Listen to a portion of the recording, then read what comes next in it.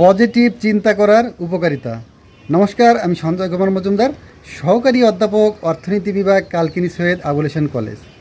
Deer learners, আশা করি তোমরা সবাই ভালো আছো, আমিও ভালো আছি।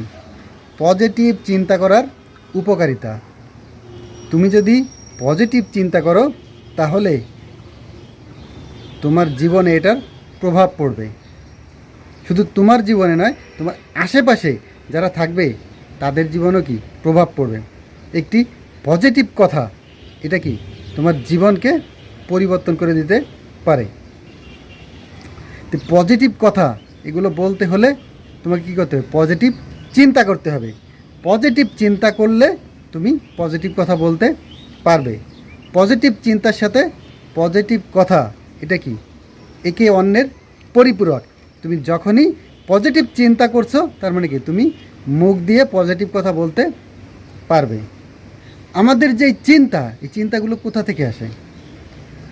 আমরা আমাদের পঞ্চ ইন্দ্রিয় দিয়ে যা যা দেখি, আমাদের পঞ্চ ইন্দ্রিয়ের মাধ্যমে আমরা যে তথ্যগুলো কালেকশন করি, এই তথ্যগুলো ব্রেনে ব্রেন এটাকে কি করে প্রসেস করে, তারপরে আমাদের চিন্তা তৈরি হয়। তো তুমি তোমার এই পঞ্চ ইন্দ্রিয় দিয়ে যদি ভালো ভালো জিনিস দেখো তাহলে কি তুমি সবসময় পজিটিভ চিন্তা করতে পারবে, পজিটিভ কথা বলতে পারবে। এখন তুমি নিজে চিন্তা করে দেখো যে তুমি সারা দিন তোমার এই পঞ্চ ইন্দ্রিয় দিয়ে তুমি কি পজিটিভ জিনিস দেখো নাকি নেগেটিভ জিনিস দেখো? আমরা বেশিরভাগ সময় আমাদের এই পঞ্চ ইন্দ্রিয় দিয়ে কি নেগেটিভ জিনিস দেখে থাকি, নেগেটিভ চিন্তাভাবনা, এইসব জিনিস দেখে থাকি। পজিটিভ তেমন আমরা কিছু দেখি না। আমাদের চারিপাশে বেশিরভাগ খবরই কি নেগেটিভ, বেশিরভাগ জিনিসই কি নেগেটিভ, পজিটিভ খুব কম। এই জন্য আমাদের বেশিরভাগ চিন্তা কি হয়ে থাকে? নেগেটিভ হয়ে থাকে। তাহলে এই নেগেটিভ চিন্তা, এটা তোমাকে দূর করতে হলে কি করতে হবে? তোমার পঞ্চ ইন্দ্রিয় দিয়ে অলওয়েজ সবসময় পজিটিভ কিছু দেখতে হবে, পজিটিভ শুনতে হবে। তুমি যদি এই পজিটিভ গ্রহণ করতে পারো তাহলেই তুমি মুখ দিয়ে পজিটিভ কথা বলতে পারবে। দেখো, ফেসবুক, ইউটিউব এর অ্যালগরিদমটা হচ্ছে কি, তুমি যে জিনিস বেশি বেশি দেখো সেই জিনিস তোমার সামনে এসে হাজির হয়। তুমি যদি কার্টুন দেখো তাহলে দেখবে কি তোমার সামনে সব কার্টুন চলে আসবে। তুমি যদি খেলা দেখো, ক্রিকেট খেলা দেখো, তাহলে দেখবে তোমার সামনে সব ক্রিকেট খেলার ভিডিও আসছে। তুমি যদি ফুটবল খেলা দেখো তোমার সামনে দেখবে তুমি ফুটবল খেলার ভিডিও আসছে। তুমি যদি গান দেখো তাহলে তোমার সামনে দেখবে গানের ভিডিও আসছে। তুমি যদি নাচ দেখো তোমার সামনে দেখবে কি নাচের ভিডিও আসবে। তো আমাদের এই ব্রেনটাও, অর্থাৎ এটাও কি এরকম, তুমি যেমন চিন্তা করো, তুমি যেমন চিন্তা করো, যে ধরনের চিন্তা করো তোমার সামনে সেই সবই বেশি চলে আসে।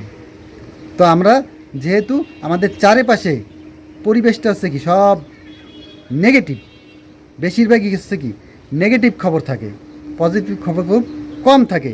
এই জন্য আমরাও আমাদের চিন্তাগুলো নেগেটিভ হয়ে থাকে, আমাদের চিন্তাগুলো পজিটিভ হয় না।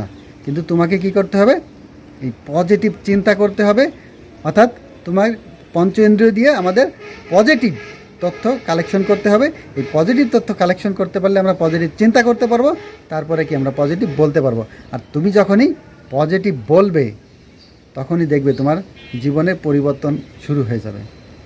শুধু তুমি যখন পজিটিভ চিন্তা করো তখন কি এটা শুধুমাত্র তোমার ভিতরে থাকছে, অর্থাৎ তোমার ভিতরে থাকছে, এটা তোমার পরিবর্তন করবে। কিন্তু তুমি যখনই পজিটিভ কথা বলবে তখন তোমার নিজের পরিবর্তন হবে, তোমার পাশে তোমার বন্ধুর জীবনও পরিবর্তন হবে।